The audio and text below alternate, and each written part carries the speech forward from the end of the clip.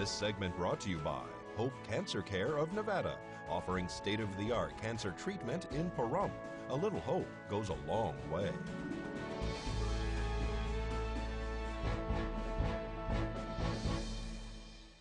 And here's Unette Gentry with your court report.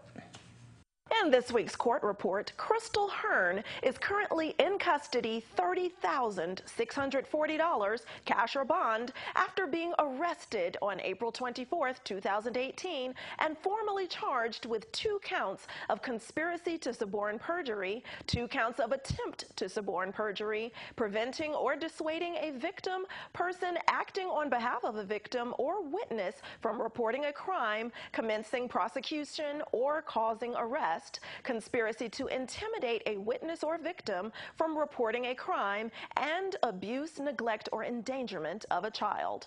Hearn is the wife and now co-defendant of Brian Patrick Hearn, the Pahrump man accused of lewdness with a child under 14, and a laundry list of other related charges. Both defendants have racked up new charges based on in-custody phone conversations between Brian and Crystal for allegedly trying to talk the young reported victims out of telling authorities what allegedly happened to them.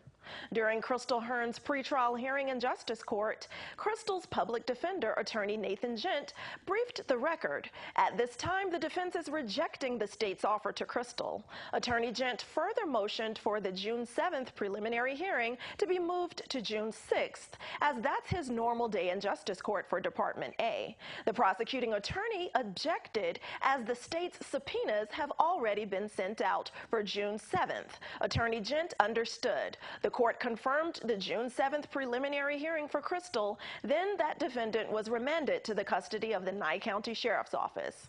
The new criminal complaint against Brian Patrick Hearn was filed on May 11th, 2018. Notably, that new charge is now going to make 3 active cases in district court for Brian. This new one, in which he's charged with preventing or dissuading a victim, a second case in which Hearn is facing 12 counts of lewdness with a child under 14, 5 counts of sexual assault with a child under 14, 2 counts of first-degree kidnapping of a minor, and 1 count of first-degree kidnapping. Hearn pleaded no contest to those charges on April 23, 2018. Also notably, Hearn was sentenced early last year for a separate case charge in district court to 19 to 48 months in prison with 254 days credit for time served after being charged with attempt to obtain money under false pretense. This has been your court report. I'm Unette Gentry for News 46. Thanks, Unette. Well, Harley Davidson is piquing the public's curiosity. Angela Miles reports. Topping our news, Harley Davidson is making a last-minute decision to block the media from its annual shareholder meeting. That meeting is scheduled for Thursday. A spokesman for Harley tells the Milwaukee Journal-Sentinel the event is a rehash of information already reported. The motorcycle maker is giving limited access to shareholders. The move is a big shift. In the past, the Harley event has been a jamboree-style setting with hundreds of people, including the media. Ford is making an attempt to resume production of its F-150 pickup trucks by Friday in Michigan and Kansas City, but there's a catch. There's a chance it might not happen. The car company is dealing with a part shortage sparked by a fire at a key part supplier. A major shakeup is reported at Tesla. The electric car company is said to be streamlining its management structure. It follows at least 3 investigations into traffic incidents involving Tesla vehicles. Thanks, Angela. And former Nye County Sheriff Tony DeMeo is campaigning again for the seat he once retained for 12 years. He's going very well. We were up north, Nye County. We got a very warm reception. We talked to people we've known for a long period of time.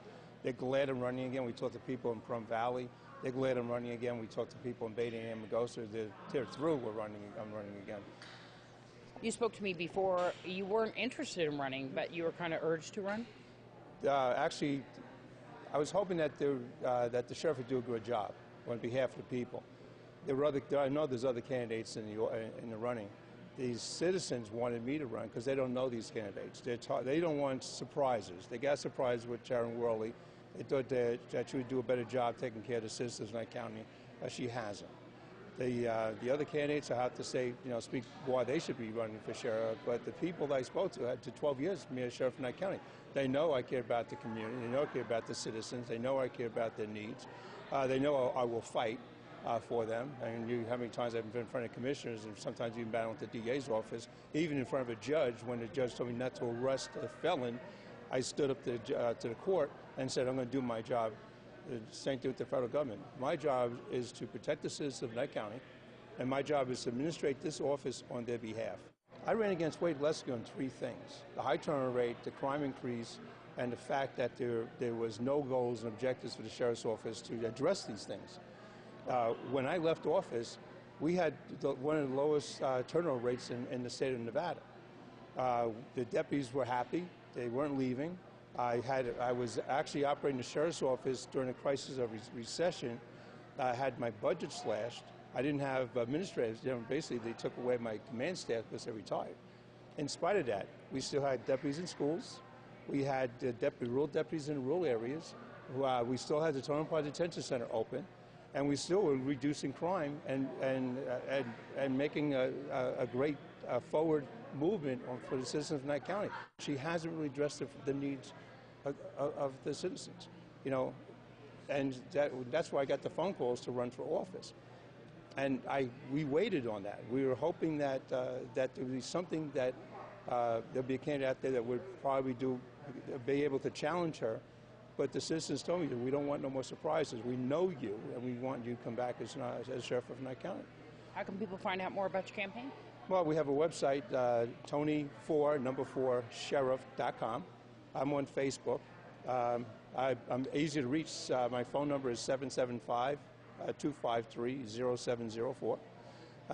Then you can go on the website. They can contact me by the cell number, or they can email me at TonyDeMayo4sheriff@gmail.com. All right, stay tuned to News 46, and we have information from another sheriff's candidate coming right up. We'll be right back.